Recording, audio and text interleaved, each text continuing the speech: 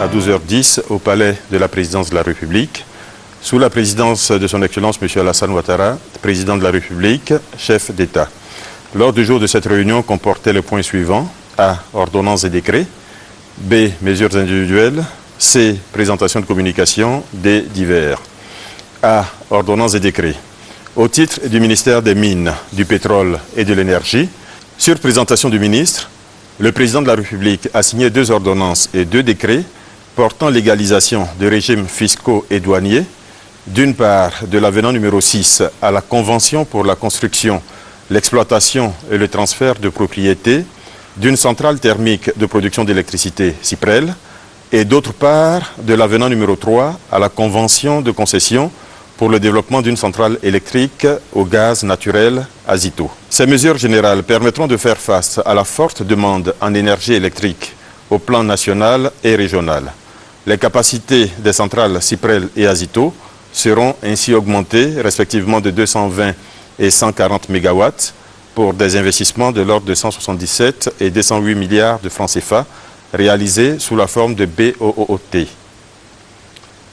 Au titre du ministère de la Culture et de la Francophonie, sur présentation du ministre, le président de la République a signé un décret portant création, attribution, organisation et fonctionnement d'un établissement public à caractère administratif dénommé Office ivoirien du patrimoine culturel.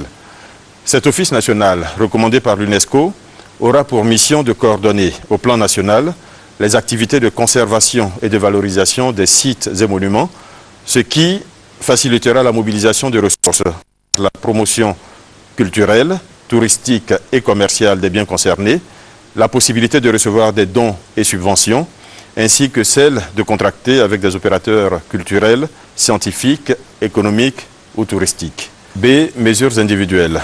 Au titre du ministère de la fonction publique et de la réforme administrative, en liaison avec le ministère d'État, ministère du Plan et du Développement, du ministère des Droits de l'Homme et des Libertés publiques et du ministère délégué auprès du Premier ministre, garde des Sceaux, au ministre de la Justice, chargé de la Justice, le Conseil a entériné la délibération des réunions du comité chargé de l'examen des projets de nomination dans les départements ministériels tenus les 4 et 11 juin 2012 et procédé à diverses nominations au poste de directeurs généraux, de directeurs d'administration centrale, de directeurs et d'inspecteurs.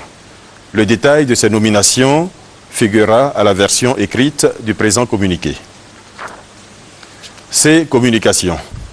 Au titre du ministère d'État, ministère de l'Intérieur, le Conseil a adopté une communication relative à la tenue, le 19 mai 2012, d'une séance d'information gouvernementale sur la politique de l'administration territoriale et sur la problématique de l'organisation des élections locales.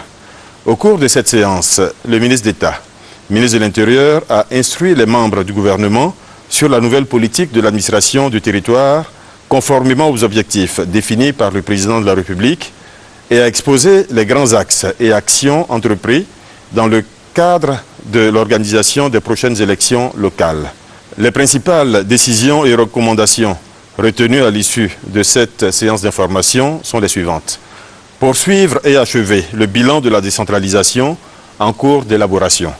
Faire adopter par l'Assemblée nationale les projets de texte portant sur le transfert de compétences de l'État aux collectivités territoriales et sur l'organisation de ces entités décentralisées. Doter les autorités préfectorales de moyens conséquents pour leur permettre d'assurer efficacement leur mission. Relativement au découpage administratif en cours et en application des critères retenus, créer de nouveaux départements et de nouvelles sous-préfectures.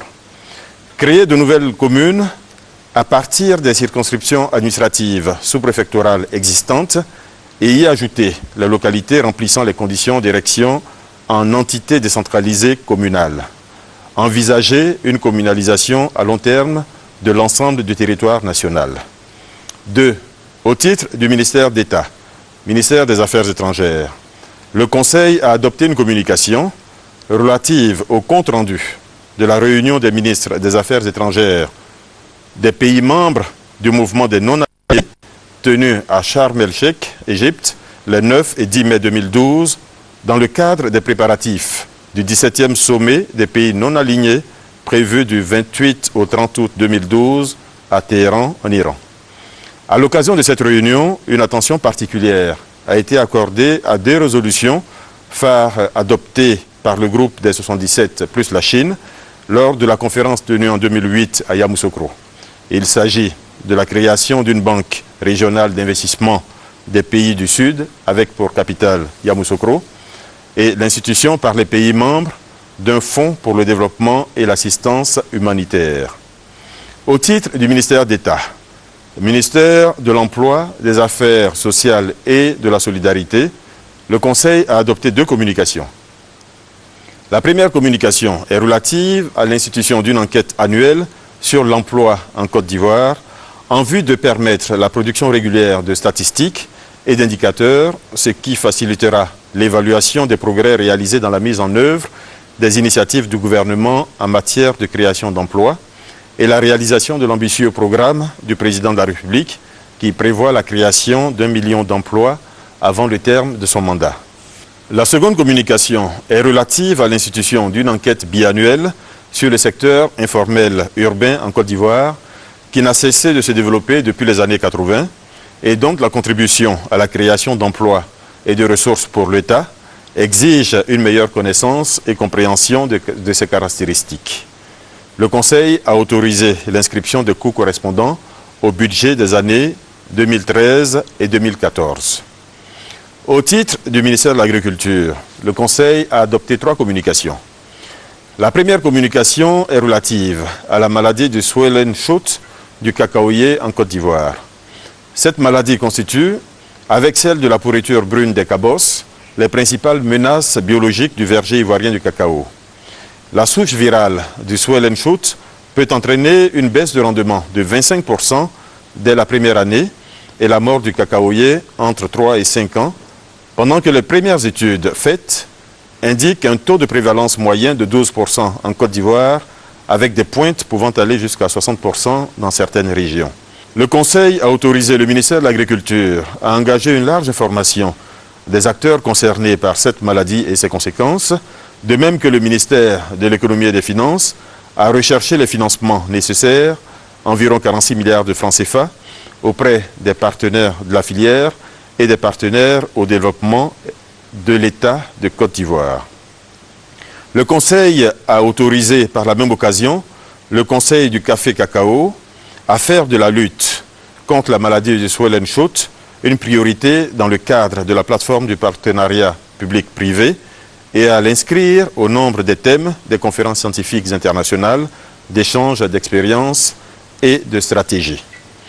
La deuxième communication est relative au compte-rendu de la participation de la Côte d'Ivoire à la 27e conférence régionale de la FAO pour l'Afrique qui s'est tenue du 23 au 27 avril 2012 à Brazzaville, en République du Congo. Au terme de cette conférence, la Côte d'Ivoire a été invitée à augmenter les allocations budgétaires aux investissements catalytiques dans le secteur de l'agriculture, à accélérer la réforme des politiques et des réglementations nécessaires pour attirer les investissements du secteur privé et renforcer les mesures pour l'intégration des organisations de producteurs, de la société civile et du secteur privé dans la formulation et la mise en œuvre du programme détaillé pour le développement de l'agriculture en Côte d'Ivoire, PTDAA. La troisième communication est relative au projet de recensement des exploitations et des exploitants agricoles. Le secteur agricole, qui représente plus de 24% du PIB, emploie 2/3 de la population active et procure 40% des recettes d'exportation, reste le principal pilier de l'économie ivoirienne. Ce secteur dispose toutefois de peu d'informations et de statistiques fiables, ce qui ne permet pas l'élaboration d'une stratégie efficace de développement à moyen et long terme. Le projet de recensement envisagé s'appuie sur la volonté du gouvernement de rénover son système national des statistiques agricoles en appui de ses politiques prioritaires. Ce projet permettra la constitution d'une base de données agricoles, une meilleure maîtrise de l'encadrement et du conseil agricole, la facilitation de la mise en œuvre de la loi sur le foncier rural, ainsi qu'un meilleur suivi de l'avancement des objectifs de sécurité alimentaire et d'amélioration de la productivité agricole. Des divers. Premier point des divers, Le ministre d'État, ministre de l'Intérieur, a informé le Conseil de l'attaque perpétrée le 9 juin 2012 à proximité des localités de Sao, Para et Nigré, qui a occasionné la mort d'une dizaine de personnes, dont 7 soldats du contingent nigérien de l'ONUCI. À sa suite, le gouvernement a tenu à marquer son indignation et a fermement condamné cette nouvelle attaque.